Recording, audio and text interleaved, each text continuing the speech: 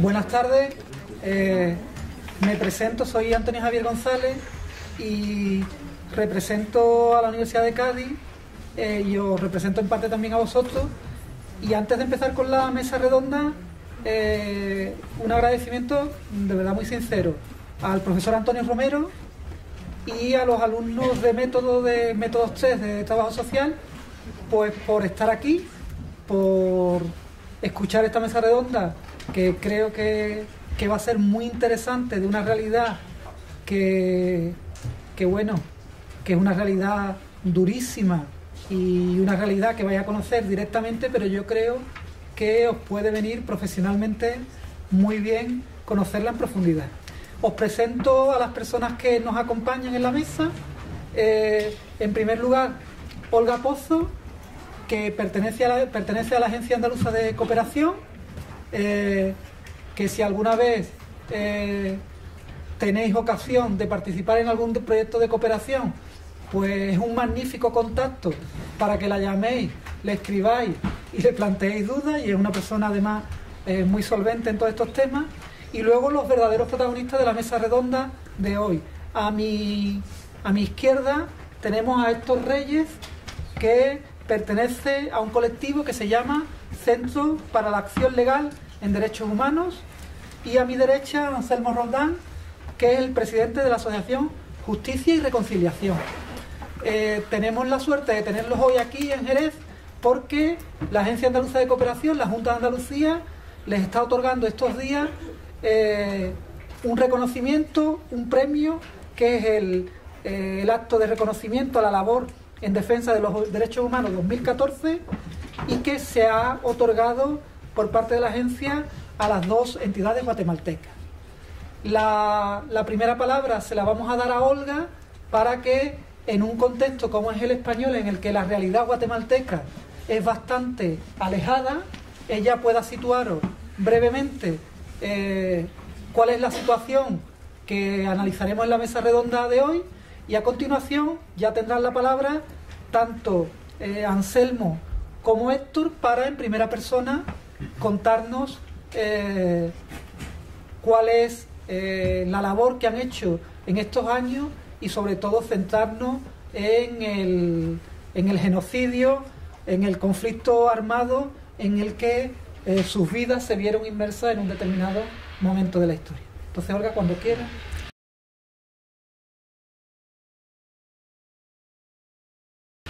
Bueno, buenas tardes a todos y a todas. Me escucháis bien, ¿verdad? Si no, voy elevando la voz.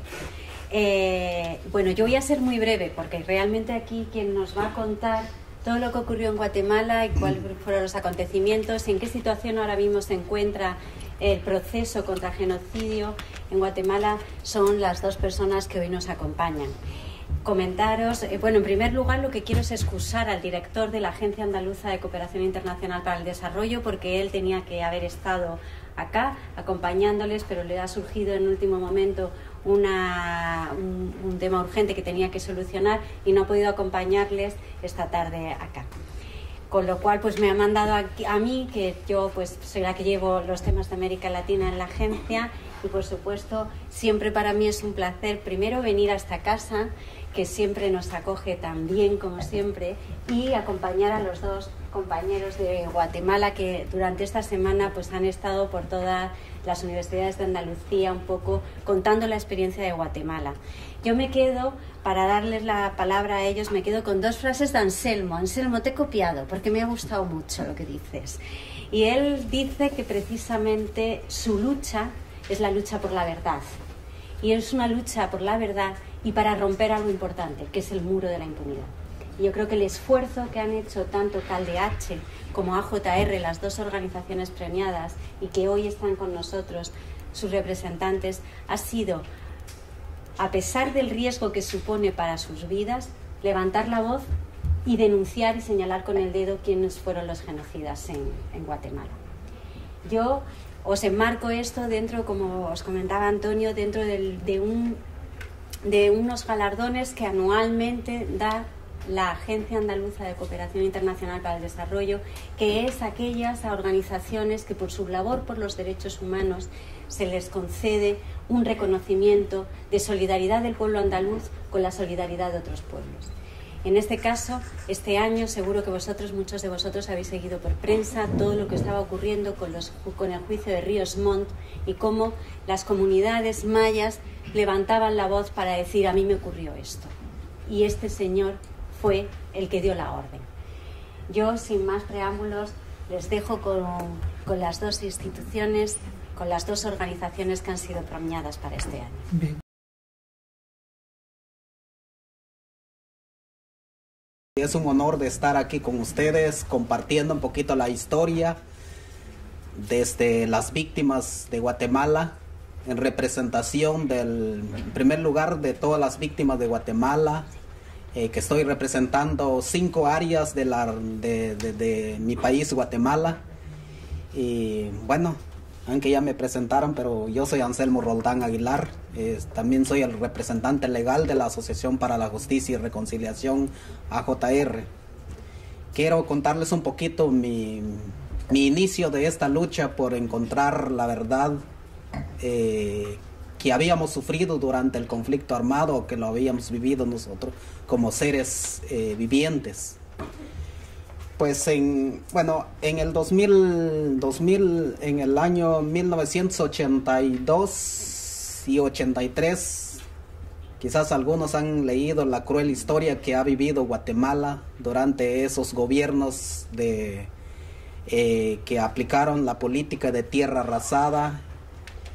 Pues fue en el gobierno de Romeo Lucas García y José Efraín Ríos Montt, que fueron los que aplicaron la política de la tierra arrasada, que querían acabar con nuestro pueblo maya, que incluso querían acabar con nuestras raíces de nosotros los pueblos mayas, pero fue imposible, porque también nosotros como seres humanos también buscábamos dónde defendernos, dónde poder vivir, porque éramos seres humanos. Pero a pesar de todo eso, durante esos gobiernos nosotros tuvimos que huir, los que nos quedamos vivos todavía, y los que no, pues es lamentable esta situación que nosotros vivimos como seres humanos en Guatemala. Yo soy uno de los sobrevivientes que sobreviví, y solamente les voy a contar una pequeña historia que yo viví en mi propia comunidad donde yo vivo actualmente.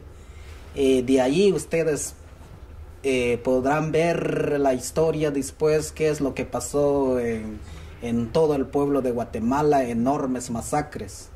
Pero solamente le voy a contar una de las masacres donde yo estuve viviendo y fui víctima de esa masacre, donde perdí la vida de mis seres queridos, de mi familia, perdí 9 de mi familia.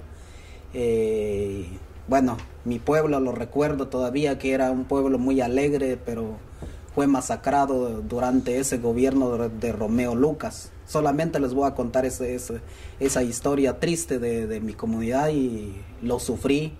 Después de todo, en el 14 de marzo de 1982 fue cuando fue masacrada mi propia comunidad de donde yo vivo. Y allí mataron a más de 400 personas, entre hombres, niños, ancianos, mujeres. Bueno, los acabaron. Lo que yo sabía, que eran una población indígena, trabajadora.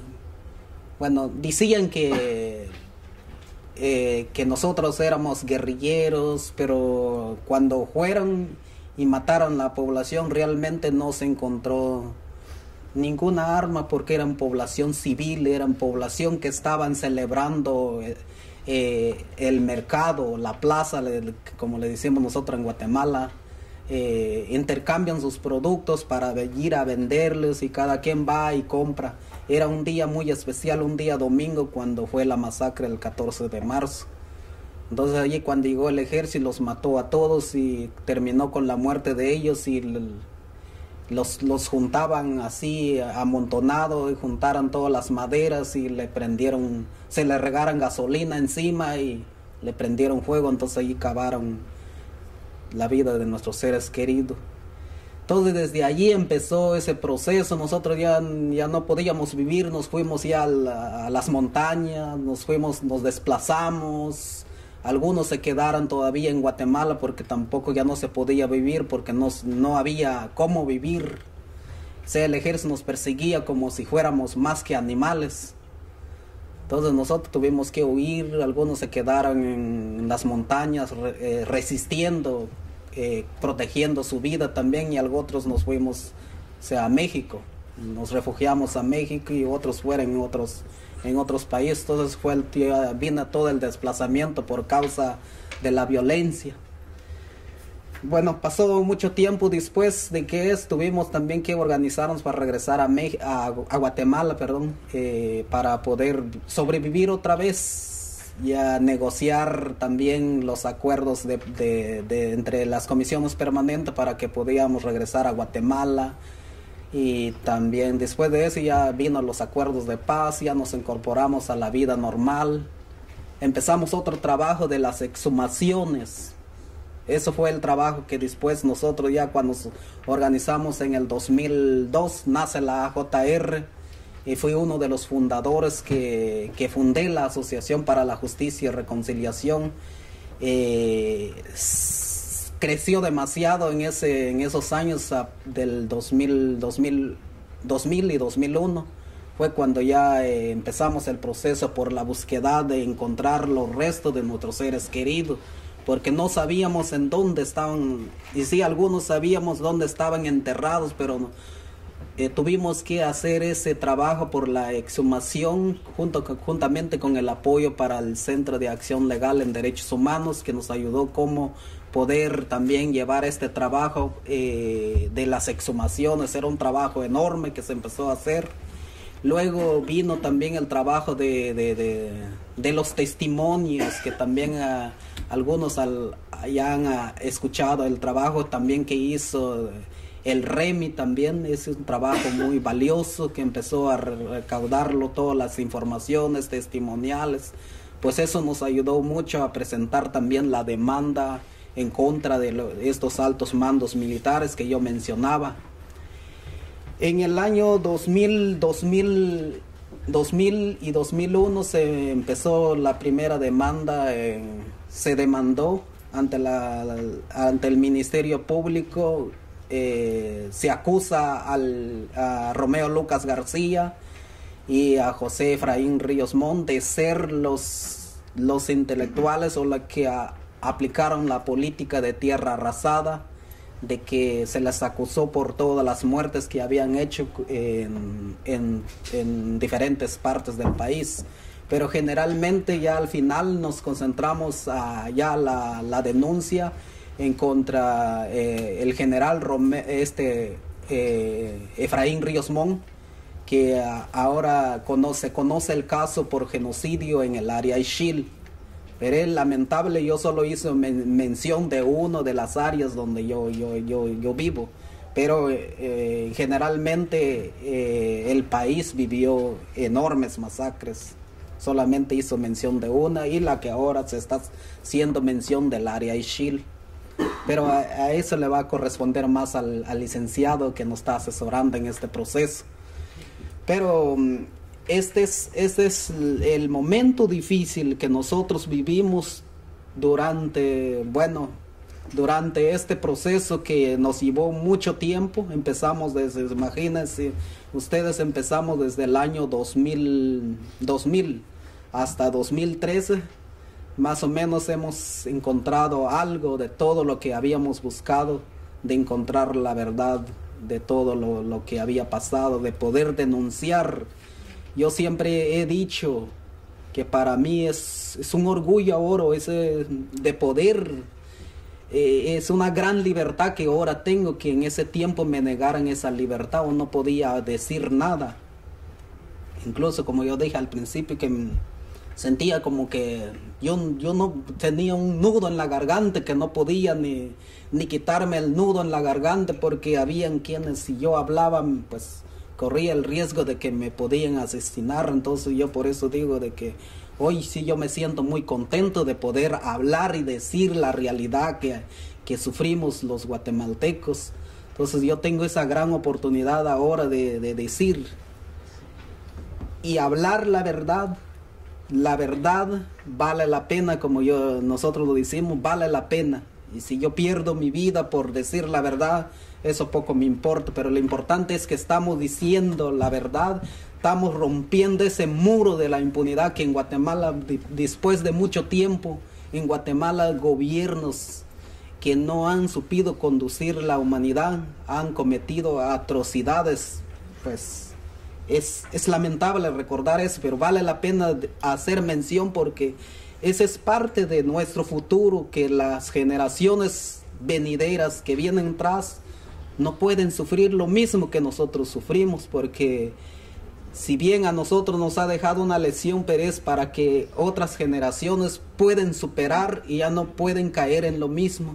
Y eso queremos enseñarle al pueblo de Guatemala también, de que estos genocidas deben pagar la sentencia y deben estar en la cárcel pagando su sentencia. No deben estar libres, sino deben estar pagando sentencia, porque eso da la visión de que ellos o otros tras ya no pueden hacer lo mismo que cometieron estos genocidas.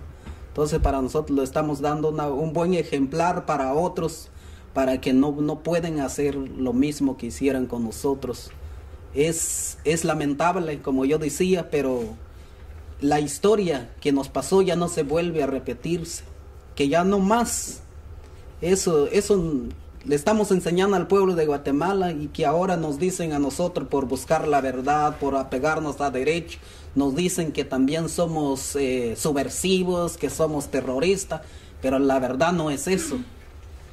Si lo que estamos buscando nosotros es construir un pilar muy fundamental que fortalece la democracia en nuestro propio país. Eso es lo que estamos buscando.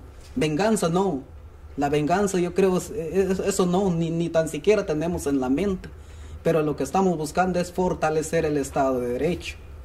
Entonces, a ustedes gracias por escucharnos también, porque vale la pena, como yo decía, construir ese futuro que nosotros no tuvimos la oportunidad, y ahora estamos construyendo ese futuro que a las generaciones les va a servir en adelante. Muchas gracias por escucharnos.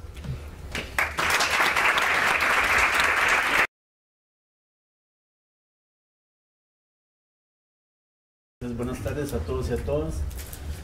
En principio, gracias por estar acá con nosotros, escuchando una realidad de un país, no sé si todos lo ubican, Centroamérica, se ubican en Centroamérica. Centroamérica está formado por 5 países. Antes pues formaron parte todos uno solo, y su capital fue Guatemala. Sin embargo, ahora pues cada país, a través de su independencia, de su autonomía, cada país está regionalizado.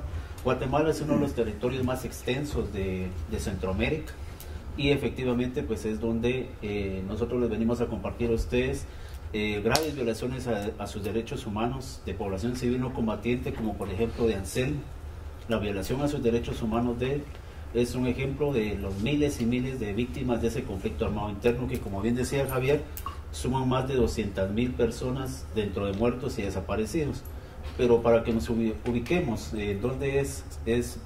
Guatemala es una región de Centroamérica.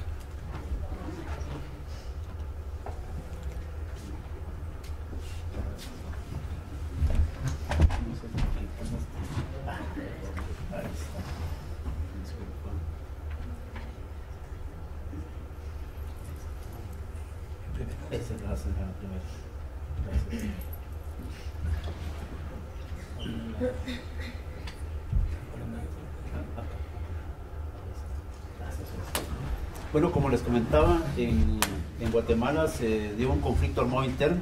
Específicamente, este conflicto de Guatemala duró 36 años, o sea, desde el año de 1962 a 1966, cuando se firman unos acuerdos de paz. Durante todo este tiempo sucedieron unas atrocidades. Efectivamente, en territorio guatemalteco, en las 5 regiones del país de Guatemala, se dieron violaciones a los derechos humanos, y reitero, a población civil no combatiente, una población civil que su único afán era trabajar la tierra. Sin embargo, pues nuestros gobiernos militares lo que decidieron fue exterminarlos.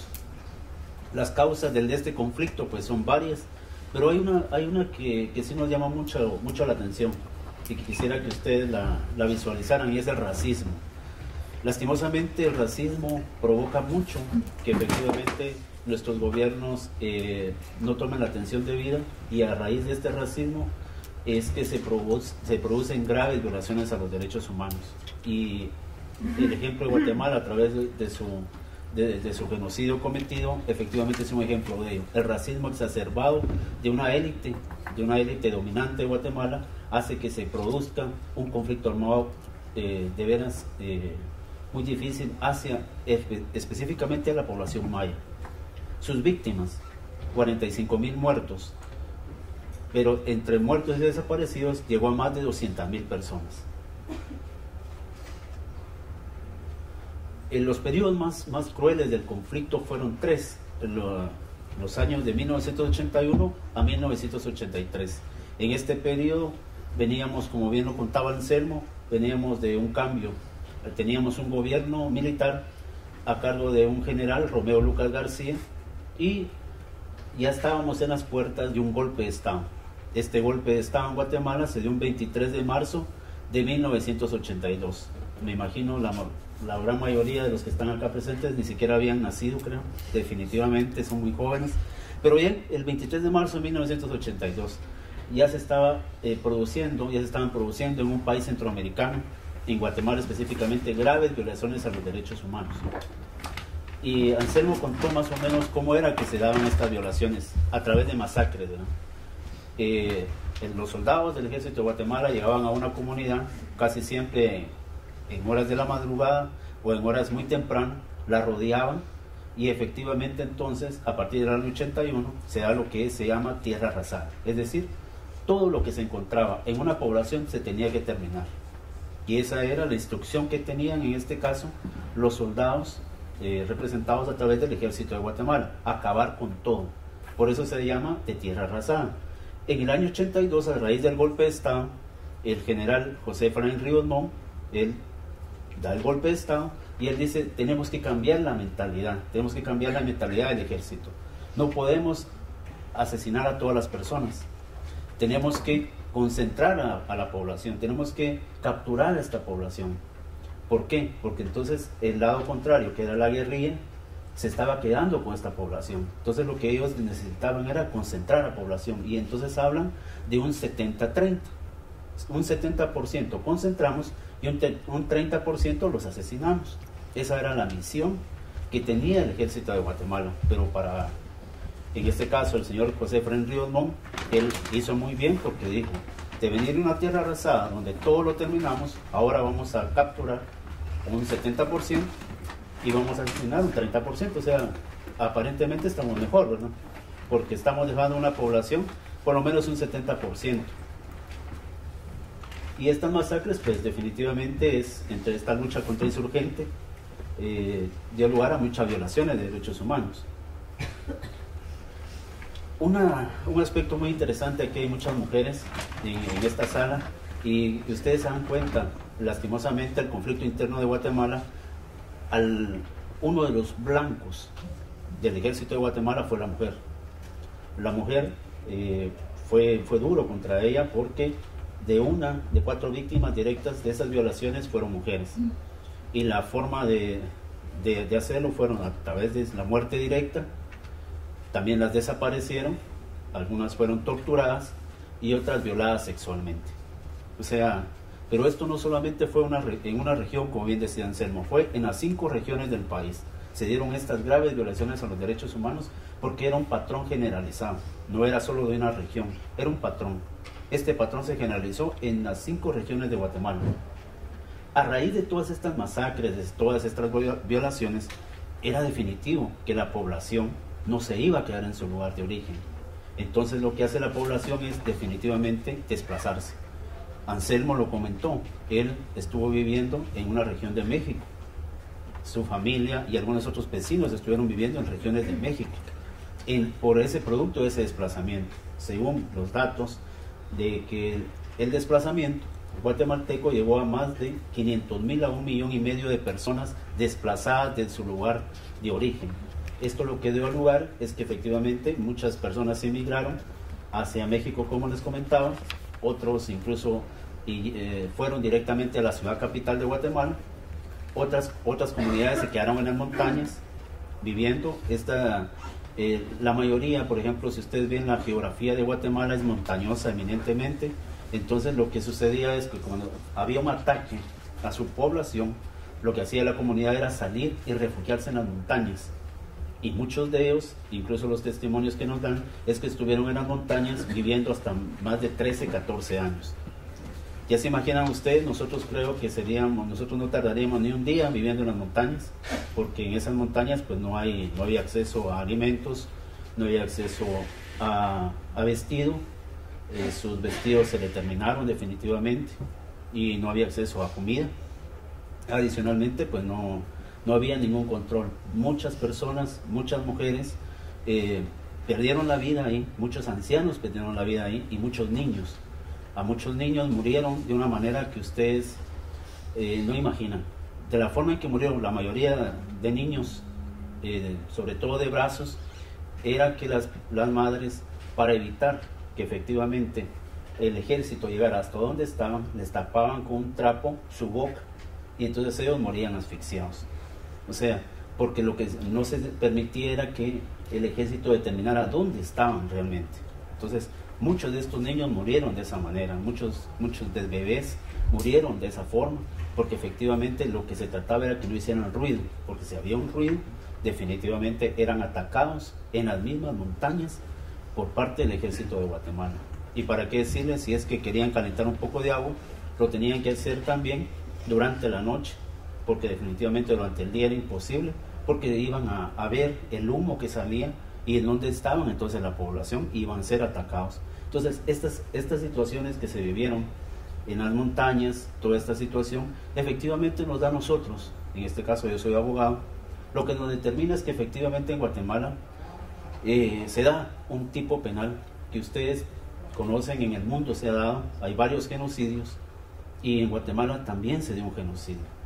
Lo único es que efectivamente por eso estamos nosotros acá, para compartirles a ustedes que también en una parte de Centroamérica, específicamente Guatemala, pero que también se dio en El Salvador, se dio también actos de genocidio. Hubieron masacres ejemplificantes de cómo efectivamente se atacó directamente a una población civil que no tenía nada que ver ni con un bando, como es la guerrilla, ni con otro bando, como es el ejército. Efectivamente es población civil no combatiente la que fue atacada a través de estas operaciones militares.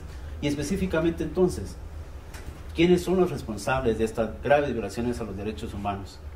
Definitivamente, un 93% de estas violaciones son responsabilidad de las fuerzas militares y grupos paramilitares. Esto dentro del concepto de un enemigo interno. Toda aquella persona que no pensaba igual que yo era mi enemigo, por lo cual había que atacarlo y había que terminarlo.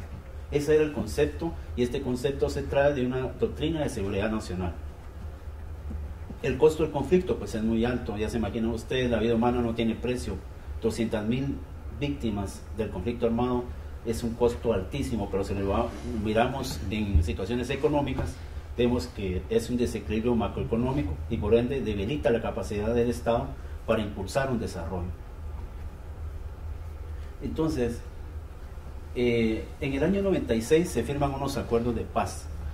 A través de estos acuerdos de paz, entonces lo que se determina acá es que se nombra por parte del gobierno una comisión de la verdad, que determinará realmente qué fue lo que pasó. El testimonio de Anselmo, como el de miles de guatemaltecos que sufrieron en carne propia, es recopilado en esta comisión de la verdad. Y es ahí donde tenemos estos datos alarmantes y que efectivamente pues se determina. Solamente, si ustedes pueden darse cuenta, estos acuerdos de paz son firmados por dos entes, que son los representantes del gobierno y la URNG, que es la Unidad Revolucionaria Nacional Guatemalteca.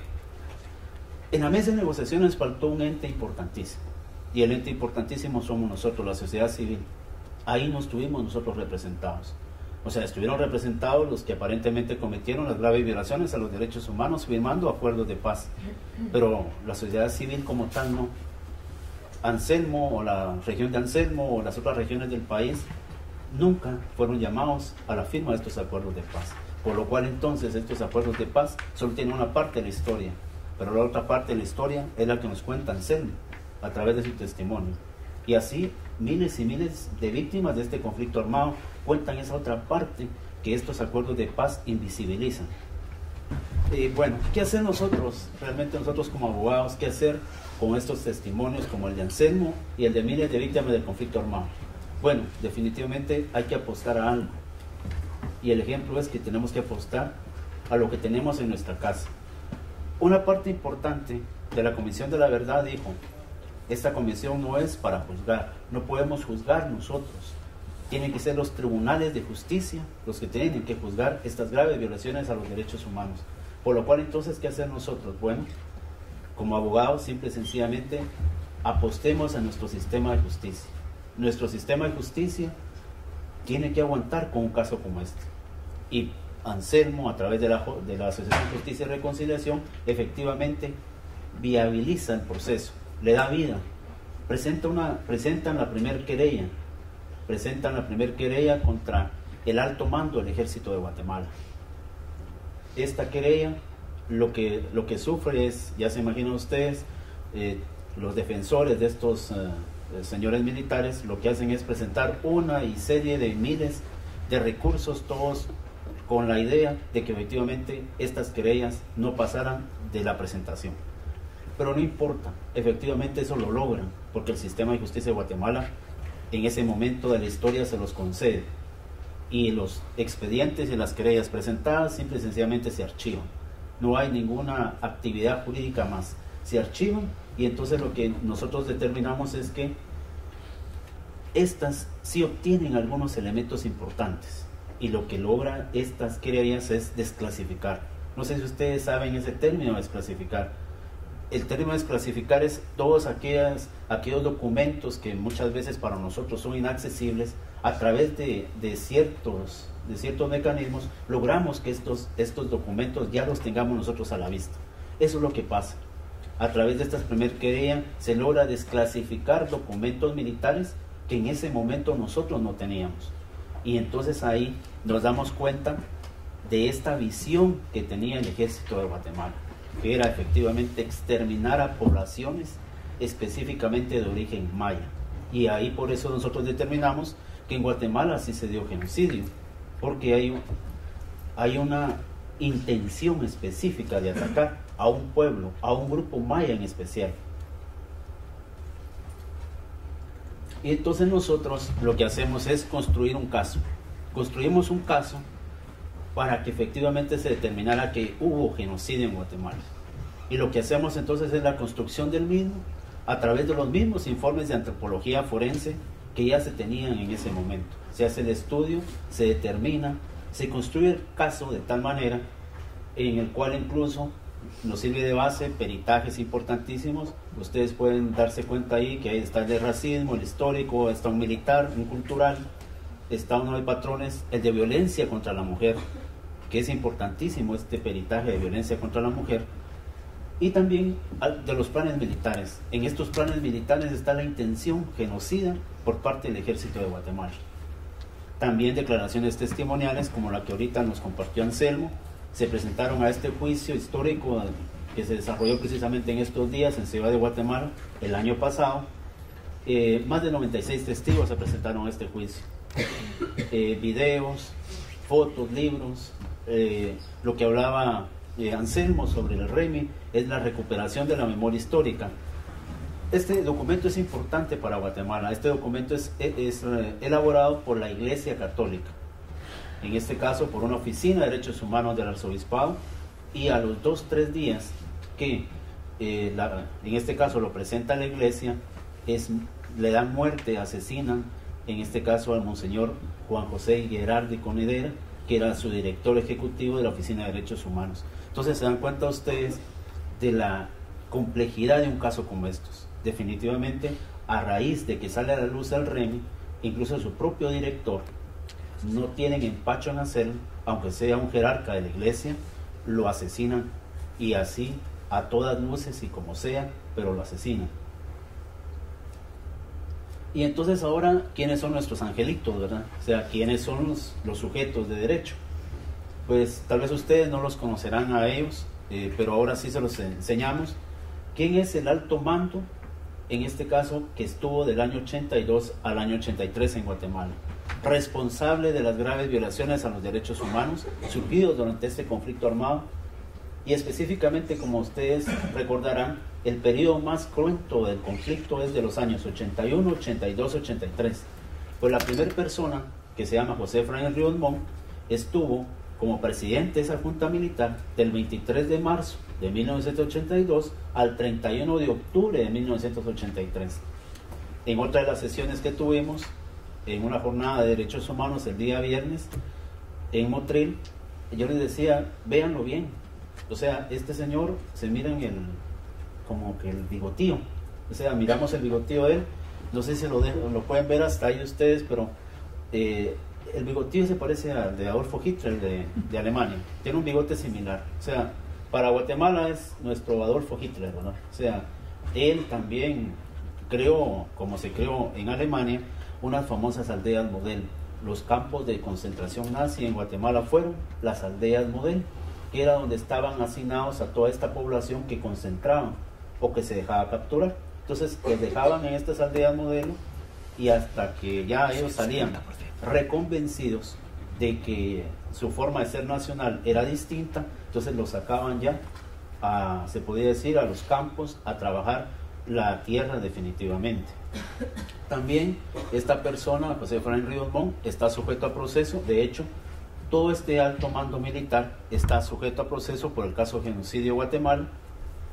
José Efraín Ríos Montt tiene una condena de 80 años de prisión, que es esta sentencia que yo les presento a ustedes.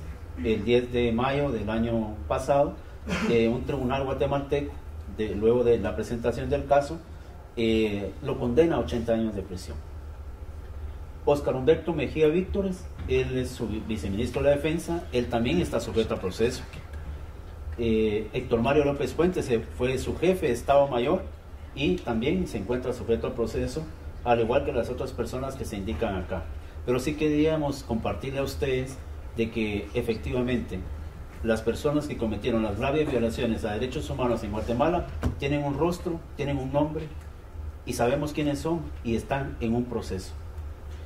La manera más fácil, la manera más práctica que nosotros ahora tenemos es apostarle al sistema de justicia, y nosotros le apostamos al sistema de justicia interno. Sabemos que los otros genocidios del mundo que ustedes pueden conocer y que ustedes conocen, se han tenido que acudir a tribunales, sobre todo extranjeros. Guatemala, a través de este caso, el ejemplo que le da al mundo es que también en su sistema de justicia se puede realizar un sistema de justicia siempre y cuando esté comprometido con consolidar un Estado de Derecho. Así sí se puede efectivamente llevar a este tipo de personas efectivamente a enfrentar la justicia y que sean condenados por las graves violaciones a los derechos humanos.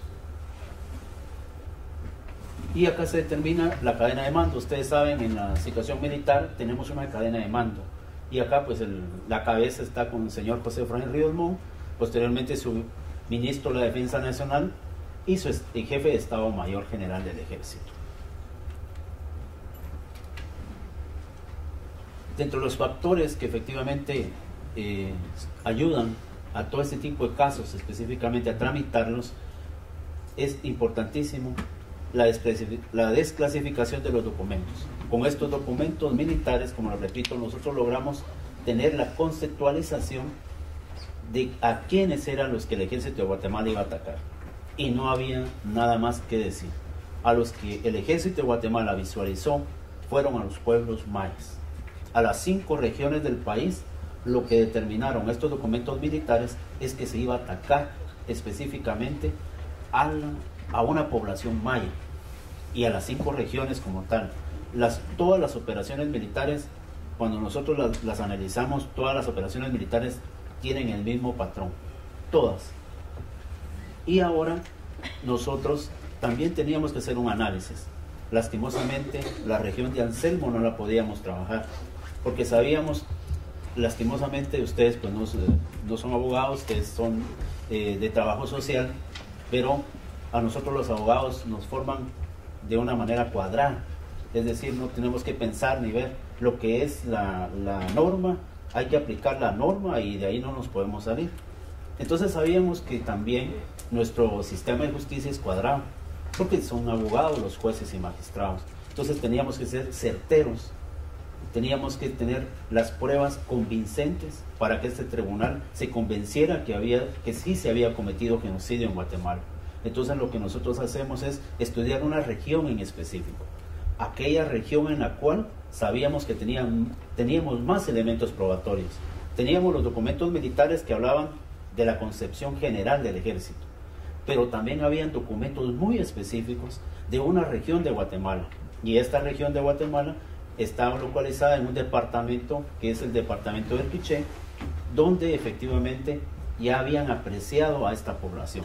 Documentos militares reflejaban que habían hecho estudios anteriores de esta población, y esto venía desde la colonia, o sea, desde la época de la independencia ya se sabía que un pueblo específico, el de la región Ixil, era un pueblo el cual no se dejaba someter a las decisiones de sus autoridades, y a este pueblo había que darle con todo, y eso fue lo que hicieron en la región Ixil, darle palo a esta población a diestra y siniestra a través de las incursiones del ejército que hizo estas poblaciones.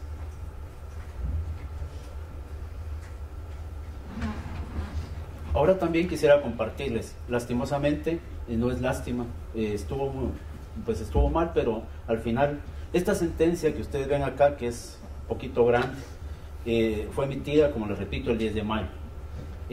A través de esta sentencia, efectivamente los grupos, ya se imaginan ustedes, de poder, tenían que hacer algo, ¿verdad? No se podían quedar con esta sentencia. Para ellos era doloroso, según ellos, que a Guatemala fuera conocida como un país genocida, por lo cual esta sentencia había que anularla, a como diera lugar. Y entonces, al tocar esta sentencia, estructuras del poder económico y militar, definitivamente ellos se tenían que unir para anular una sentencia. Y efectivamente lo hacen. Hacen una anulación de un procedimiento, no así de la sentencia, y por ello nosotros estamos socializando en Guatemala y a los lugares donde nos convocan, como por ejemplo acá, decirles, esta sentencia sigue vigente y seguirá vigente por siempre, porque el poder económico de Guatemala y la estructura militar de Guatemala no dio la oportunidad efectivamente que fuera anulada por un procedimiento ordinario. Tuvieron que ir hasta una corte para que efectivamente esta corte dijera que había habido unos vicios en el procedimiento del juicio y que por eso se anulaba. Sin embargo, para nosotros y para muchos expertos en derecho internacional y en derechos humanos, esta sentencia sigue vigente por siempre y así seguirá, no obstante esta situación que se dio. Pero déjenme decirles, a raíz de esta sentencia, a raíz de este juicio por genocidio que se dio en Guatemala, se sumaron muchas personas en favor de la misma. Tenemos mucha solidaridad de la comunidad internacional.